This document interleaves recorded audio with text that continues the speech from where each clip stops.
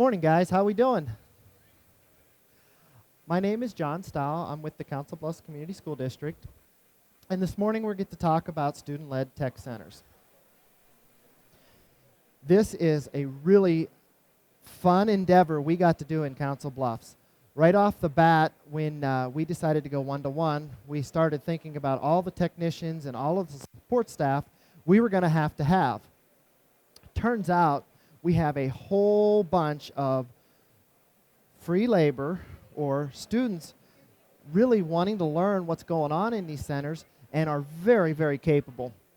You can kind of see here, if you can dream it for the students to do as far as repairs, they can and they will do it for you. And of course, there's going to be some situations where challenges is you have to kind of think through, but for the most part, it is a tremendous experience. I highly recommend anybody that's thinking about it, go for it. We kind of had to figure out, where are we at? Where, you know, we knew one-to-one was coming, and we were, that was a realization when that came up, a little bit scary. We weren't real sure how we were going to get to learn how to work with students. Right away, we started a tech club. It was easy. We asked for volunteers, and for us, it was easy to practice with the students. We could try different things. For instance, the first day of tech club, we brought in our old Dell servers, and we said, tear them apart, see what happens. Well, what I learned that day is a student that was somewhat motivated could field strip a server in about 3 minutes. The trick is, I'm not certain they could have put them back together because there were parts flying every which way, but that was not the requirement. It was just to get the students in there and get them interested. The following week, we came back and we said, okay, all of these parts that you took apart, what are they? What do they do? How do they function? And from there, the students kind of asked questions. So it gave us a chance, as a tech department, to kind of learn how are the students going to react when we tell them things and when we ask questions. It also gave us a chance to figure out what in the world we were going to do with them once they came. So then we kind of got into the tech center. Where were we going to put these kids? How were we going to manage them? We went with a very open concept, because we wanted our technicians, our help desk, and our students all to work together on the same floor at the same time. What that gave for us is the students saw a real-world working tech shop. There was no behind-the-scenes types curtain. We tried to model it after like a Verizon kiosk store. In a school environment, that's not the easiest thing to do because Verizon has a couple more dollars than most of us do in the districts. But it still kind of came out to that concept. We had tables and centers and things of that nature. Then the next thing we had to do is, for these students, we wanted to give them credit for that. We had to figure out a way, with working with our curriculum department, they were able to get them a credit hour, and in years to come, they're going to get them more based off of the curriculum. Then we had to figure out, how do you get the kids into the counseling centers, or the tech centers? The counselors are the key to this. Got to love your counselors, and if you're out there, God bless you. We really appreciate you because you get the students scheduled. You help find ways. The other thing is, you have to be willing to work with the students. If they're a student that is a high performer and they're booked from the entire school day, ask them if they can come in before school. Ask them if they can stay late after school, so that they get that experience as well. We also went to our tech teachers, the ones that teach the classes that are the programming, the CADs, and we said, hey, where are these kids at? Where can we go to them? We went and interviewed them one-on-one. One of the things we did when we interviewed a student is we made it seem like there was a huge entrance process.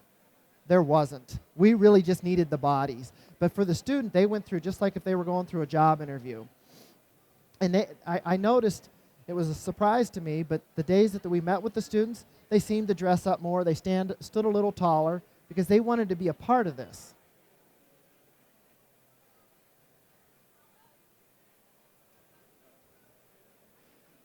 We, the real challenge in any of these environments is going to be your technicians, if they're working alongside the students who have never worked with students directly. In the past, if you had building technicians or district technicians, a lot of times they came out, they got your computer, they went back to behind the scenes, they worked on that machine, and then they brought it back to you. Same way with students. Very rarely does the tech team ever work with students. So we had to figure out a couple of things. One, we had to teach our techs proper relationships with students, how to interact with students, how to build a relationship. As educators, you know you can't just bring a student into your classroom and you're not automatically going to have that rapport. We had to figure out how to do that. We also had to figure out, you know, everybody has different personalities. Some technicians work better with students. Some technicians work better more as an advisory capacity. You've got to kind of identify that right up front.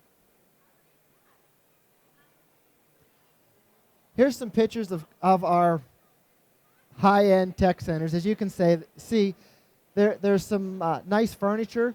The big concept I want you to take from that is it's opened. And I hear on more occasions than not from our technicians, they really enjoy this open concept with one exception. When they're on a conference call with a vendor or a support person, we leave them out in there, so it gets to be a noisy thing. It's one of those situations where you kind of have to figure out, we don't have a room they can go into to do that kind of stuff. You may want to add that in.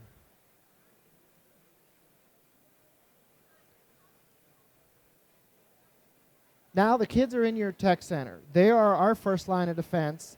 They greet, we call it the customer, and that is a parent, student, and or a teacher that comes in, or for that matter, anybody else. The very first week, the first thing we noticed, our students don't always have the best manners. We had a few of them that they're sitting down, and somebody comes in and they said, "What do you want? Can I help you?"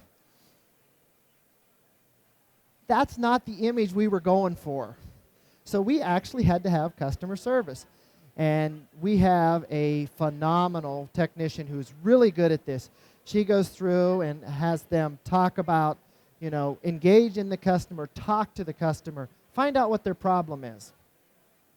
The other trick in this customer service is sometimes the student can't do, for instance, give me all of your passwords to your wireless and your servers. They can't do that. So they have to know how to properly answer that. I'm sorry I can't do that, but I'd love to help you in another area. Because there's a lot of peer pressure, and you have to kind of train the student. Same way with the ethics and the equipment and tool care. Don't assume your students know how to work with a screwdriver. Don't assume that they know that you can't just rip things apart, because again, we were learning at this, and so we gave them some machines, possibly Chromebooks, and they may have pulled them apart without taking the screws out properly. Again, our fault, not theirs. We had to work with them. Workspace respect, that's also been a small issue for us, because I'm sure this never happens in your classroom. You have your desk or your area where you're working, you have your computer, and you never have students come up and start just touching and feeling and pulling, and that never happens. Believe it or not, we may have had a few of our technicians where students were sitting in their chairs and they may have spilt drinks and things on their equipment, so we had to talk about that. And again, this is a very, I can't reiterate, there are so many positives. These are a few of those small things that we just had to get through. We also now have them take an initial evaluation. Again, one of our technicians set this up. She did a phenomenal job. And what it does is it lets us know where the student is at that given point. Highly recommend doing that. Let the students know they're important. They are an integral part of your technology support. Make sure they know that. When you'll see, like I said, they'll start to stand up a little taller, and the other thing you'll see is when the student feels a part of the team, they'll want to be in there not only the period they're assigned, but before school, after school. Sometimes you'll say, go to your classes. You have to have other classes. I know you do.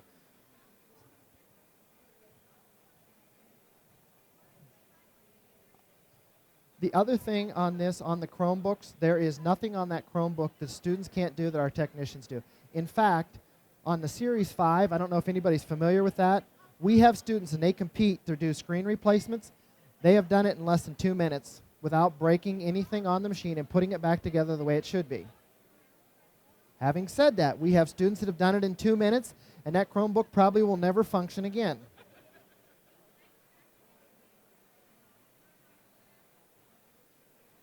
The other things that the students are very capable of, ghosting a laptop. In the past, we've always said that that was a technician job. We brought them in, we gave them the equipment. They are very capable. We also get into a little bit of the Unix versus Windows. We have them work on servers. In fact, this coming school year, our students from these tech centers are going to be hosting server services that they'll be either offering to the community, teachers, or other school districts. They will run the entire server. They'll run the network. They'll run the firewall. Again, these are all things that were behind the curtain for so many years.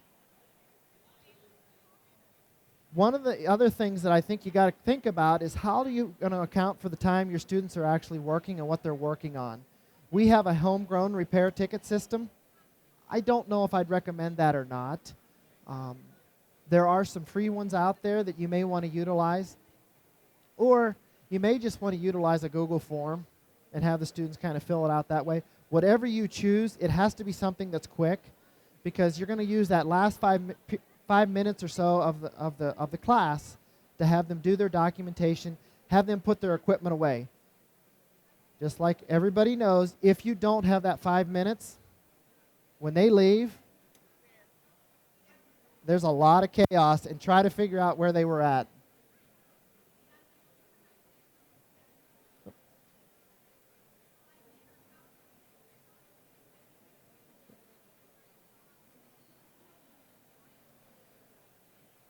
If you can't tell, I am really proud of these kids, so I throw their pictures up there as much as I can.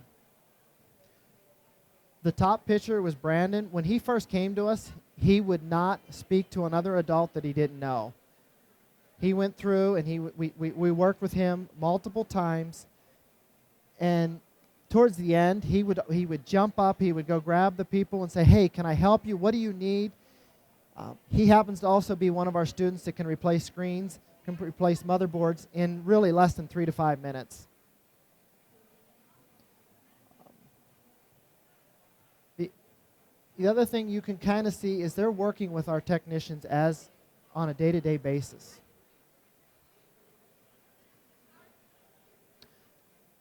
One of the great benefits, if not only just the free labor, universities and other organizations will call and say, "Can we use your students?"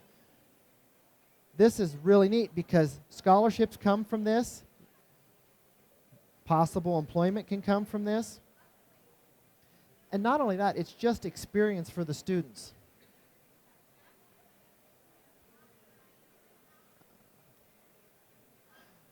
This here's a quote from one of our school administrators. There was a lot of them on there. I just chose one. I didn't want to kind of bore you guys with that kind of information, but they have become an integral part of our district. We cannot envision working in our supporting technology without the student-led tech centers. We've also received calls from parents that say, "My daughter, my son does not want to come to school, with the exception they want to be in your tech center." And we always let that parent know that if you want to be in the tech center, you got to be in your other classes as well. So it has been a great incentive for not all students, but some students. I wouldn't tell you that every student out there is asking to be and they're beaten, but we do have, we have a waiting list to get students in. Last year we had very few student techs that we could put in a second time for a semester. This is a quote from the local Kiwanis agents. They used 2 of our technicians over a weekend, and I've already got confirmation they're going to use them again next year, and we've had other organizations like them contact us. Because, like I said, the students are very capable. You just have to allow them and give them the opportunities.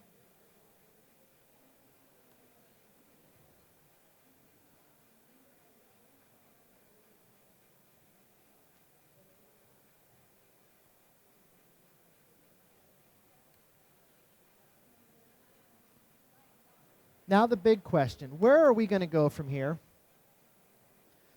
We want to continue and maintain our current high school technologies. We also want to start teaching them how to do the iPad and the digitizer, the screen and the digitizer replacement. We want to open additional student-led tech centers. We're going to go all the way down to 4th grade for these student-led tech centers. We're doing them in phases. We've got the clubs in place right now. We want to promote intern opportunities, and that is with local partners when they go through our program, after which they'll be able to go with vendors and work for a period of time with them as well. If you're a 16, 17-year-old kid, how cool is that?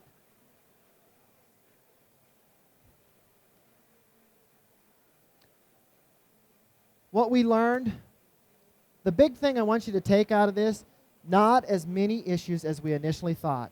When we first started this, we thought we'd lose our tools, that they'd have insider information and they'd use against us. Guess what?